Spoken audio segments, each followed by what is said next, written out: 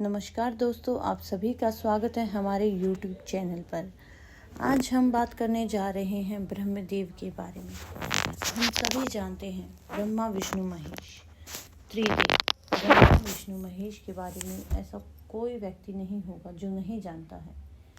आज हम आपको बताने जा रहे हैं कि भगवान विष्णु, भगवान शिव, इनकी तो पूजा होती है, लेकिन ब्रह्मदेव की पूजा क्यों नहीं होती है। चलिए आज हम आपको ब्रह्मदेव की कथा सुनाने जा रहे हैं। ब्रह्मा विष्णु और महेश के बारे में कौन नहीं जानता। एक और जहां ब्रह्मा जी को जगत का निर्माण करने वाला देवता माना जाता है, दूसरी ओर भगवान विष्णु को दुनिया को सुरक्षित रखने वाला देवता माना जाता है और भगवान शिव को विनाश का देवता माना जाता है। भगवान विष्णु और भगवान शिव की पूजा पूरी दुनिया में की जाती है, लेकिन ब्रह्मा जी की पूजा दुनिया में कहीं नहीं होती है। अब ऐसे में मन में सवाल उठता है कि आखिर ब्रह्मा जी की पूजा क्यों नहीं की जाती। क्या आप जानते हैं क्यों? ऐसा क्यों है कि ब्रह्मदेव की पूजा नहीं होती। चलिए हम आपको इसके बारे में विस्तार से बताते हैं। ब्रह्मा जी को न केवल ब्रह्मांड बनाने वाले देवता के रूप में माना जाता है, बल्कि वेदों के देवताओं के रूप में भी माना जाता है। उन्होंने हमें चारों वेदों की शिक्षा दी। हिंदू धर्म कहता है कि उनके भौतिक शरीर भी बहुत अलग हैं। ब्रह्मा जी के 4 मुख, 4 हाथ और प्रत्येक हाथ में एक वेद है। उन्होंने लोगों को पूजा करना सिखाया, परंतु कोई उनकी पूजा नहीं करता। पृथ्वी पर ब्रह्मा जी का एक मंदिर होते हुए भी वहां उनकी पूजा करना विधान के विरुद्ध है। पौराणिक कथाओं का कहना है भगवान ब्रह्मा ने एक बार दुनिया को एक बेहतर जगह बनाने में मदद करने के लिए एक यज्ञ करने के बारे में सोचा। अब उन्हें यज्ञ करने के लिए स्थान की तलाश करनी थी। इसके लिए उन्होंने अपनी भुजा से एक कमल नीचे पृथ्वी पर भेजा। लोगों का कहना है कि जहाँ कमल गिरा वहाँ भगवान ब्रह्मा का मंदिर बन गया।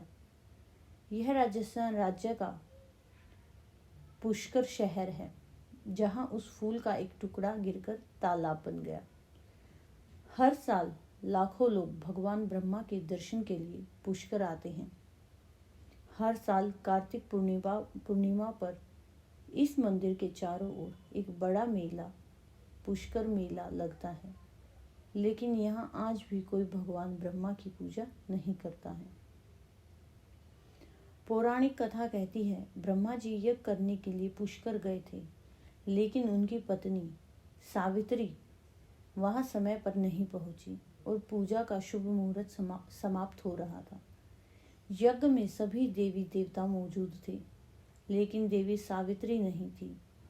लोग कहते हैं कि शुभ मुहूर्त आने पर ब्रह्मा जी ने नंदिनी गाय के मुख से गायत्री माता प्रकट की, फिर अपने यज्ञ में शामिल करने के लिए उनसे विवाह किया।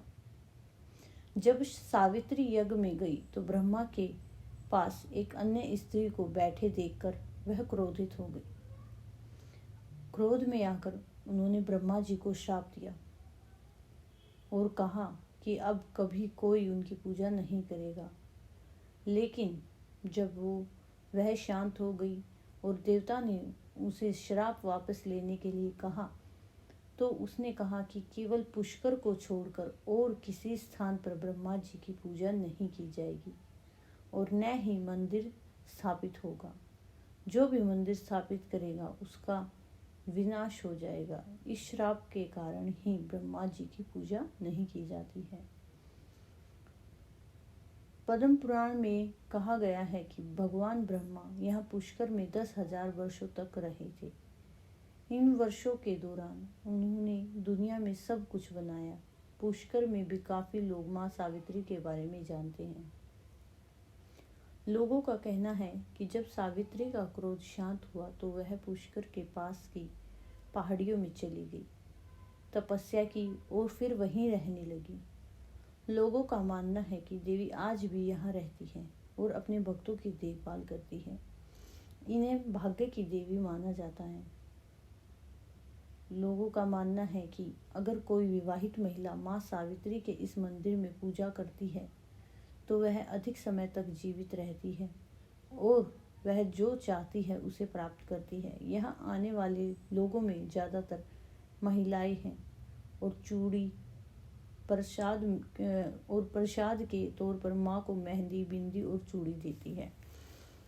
ये भी कहा जाता है जो चार धाम की यात्रा करता है, अगर वो चार धाम की यात्रा करने के बाद पुष्कर में जाकर ब्रह्मा जी के मंदिर में नहीं जाता है तो उसकी चार धाम की यात्रा संपूर्ण नहीं होती।